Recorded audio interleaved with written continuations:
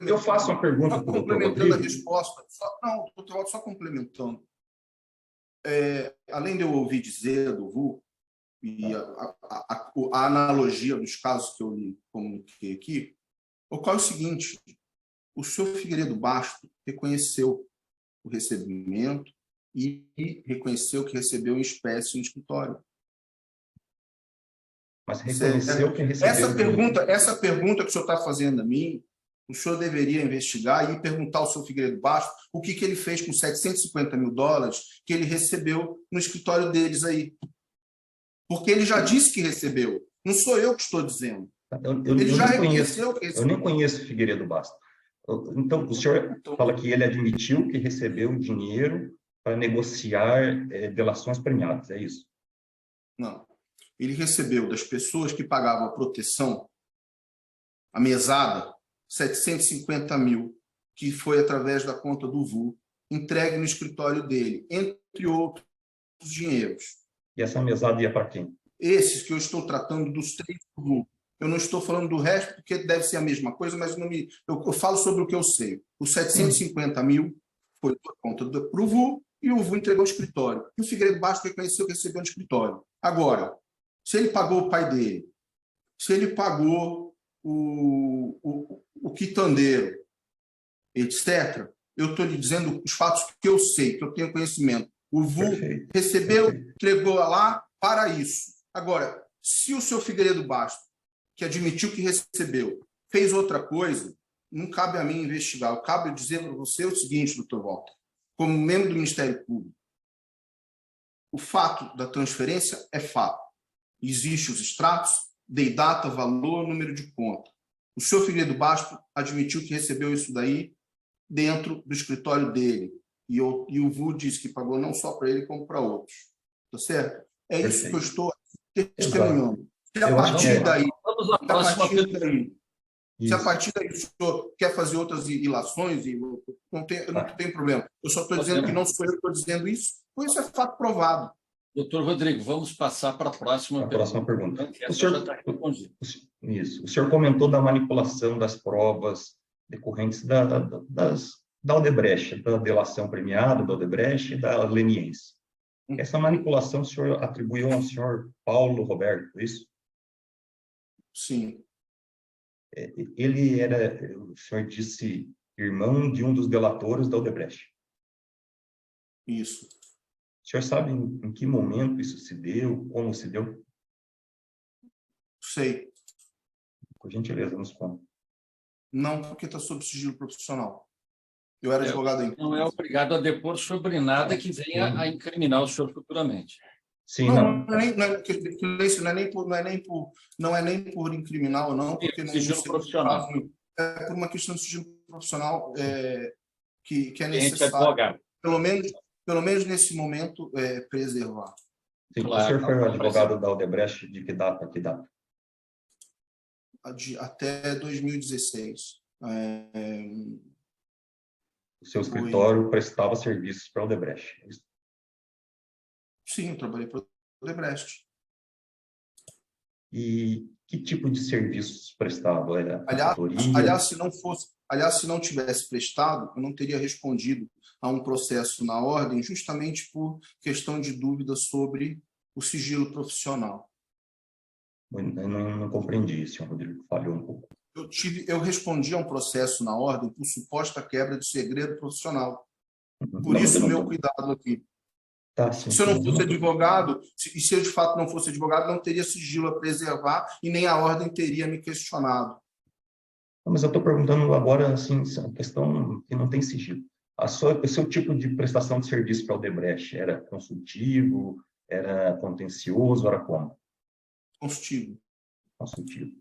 O senhor prestava unicamente serviços ao Odebrecht ou tinha outros clientes? Também tinha outros clientes. O senhor conhece meus clientes? Sim, também a UTC, também e a Mendes Júnior, correto? Sim, o que fala que eu vou na garagem. Não estou falando isso, doutor Rodrigo. Não estou falando isso. Não, eu estou lhe comentando. Detalhe, doutor. Depois o senhor Robertson Postobon, seu amigo, chamar o Ricardo Pessoa, ameaçar ele de prisão, ele faz um termo aditivo 2 anos depois da delação, sem a presença de nenhum membro do Ministério Público, nenhuma autoridade policial, ele faz um termo no escritório dele, sem a presença de nenhuma autoridade, faz com o advogado dele, que hoje é o Figueiredo Basto. O senhor prestou serviços para qual área da Odebrecht, exatamente? Óleo e gás para vários. Várias áreas. Atendi o Panamá, dependia da época, do momento. Por 2 anos ou pouco, trabalhei no Panamá.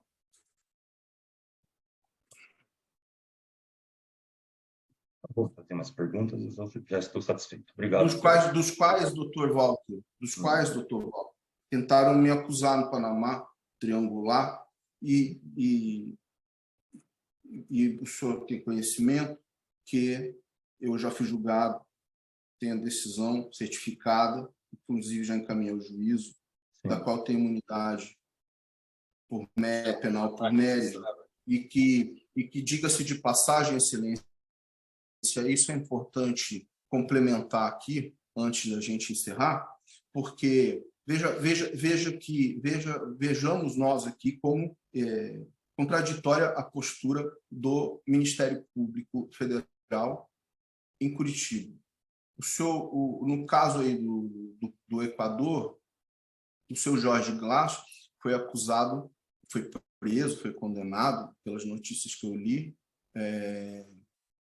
por conta da delação do seu Conceição, que apresentou no Equador uma certidão emitida pelo seu Orlando Martello, nesse quadro todo aí que a gente comentou das proteções. Essa certidão era aos efeitos da aplicação do princípio nebis in idem em razão e não persecução penal no Equador, não é? Com base num acordo que o então procurador-geral Janot, o doutor Gil Janot, havia celebrado com esses ministérios públicos, do Equador, do Panamá, do México, enfim. Então, a certidão do senhor Orlando Martello, ela vale no Equador. O seu Conceição não foi processado no Equador. Porém, a minha certidão, emitida pelo Panamá, nos mesmos moldes da emitida pelo doutor Orlando Martello, parente do doutor Marlos Arnes, não vale em Curitiba, não valia pelo menos. Não é? Tem o parecer não me lembro se do doutor Walter, mas enfim, do Ministério Público, que era contrário à validade da certificação de uma decisão de um país soberano, com base num acordo com a Procuradoria-Geral, mas porque era minha, não vale no Brasil. Mas a do protegido vale. E tem que valer no Equador, porque senão ele não vai depor lá. Doutor Rodrigo, eu acho que já as perguntas estão todas respondidas. O senhor tem aí um universo de informações muito amplo, né? Por isso que eu lhe disse, ontem mesmo eu estava assistindo um programa jornalístico à noite, o Roda Viva, e o próprio ministro Gilmar Mendes falava da importância da sua oitiva no futuro, né? E que é talvez a figura mais proeminente hoje do país na área jurídica. Então, assim, um dia nós vamos ter oportunidade, nós brasileiros, e eu como juiz, de ouvi-lo pessoalmente, independente das forças ocultas que estão operando. Vamos com calma, com firmeza, e o doutor Walter, eu sei, é uma pessoa acima de qualquer dúvida, dedicada, e vai ter também o maior interesse em, no futuro, ouvir também o senhor aqui. Nós vamos estar, se Deus quiser, juntos aqui para tentar tirar limpo toda essa questão. Não há ação minha nenhuma contra o senhor Rodrigo Tacla retornar ao Brasil. Pelo contrário, eu espero que o senhor retorne. Não, eu sei. Só complementando, são mais questões. O IP, um dos IPs que acessou e fraudou, eu vou incluir aqui para a gente encerrar, o IP é o 201.26.148.29. É um IP brasileiro. Esse é o que da pessoa que adulterou os dados do Odebrecht, é isso? Exato. É um dos IPs que acessava o sistema. Tá bom. Doutor Leandro, mais alguma dúvida ou questionamento, ou podemos encerrar? Umas perguntas, excelência. Então, tá. Doutor Rodrigo, continuamos, então, no aguardo da sua vinda ao Brasil. Estamos expedindo de novo, essa semana, novas cartas rogatórias.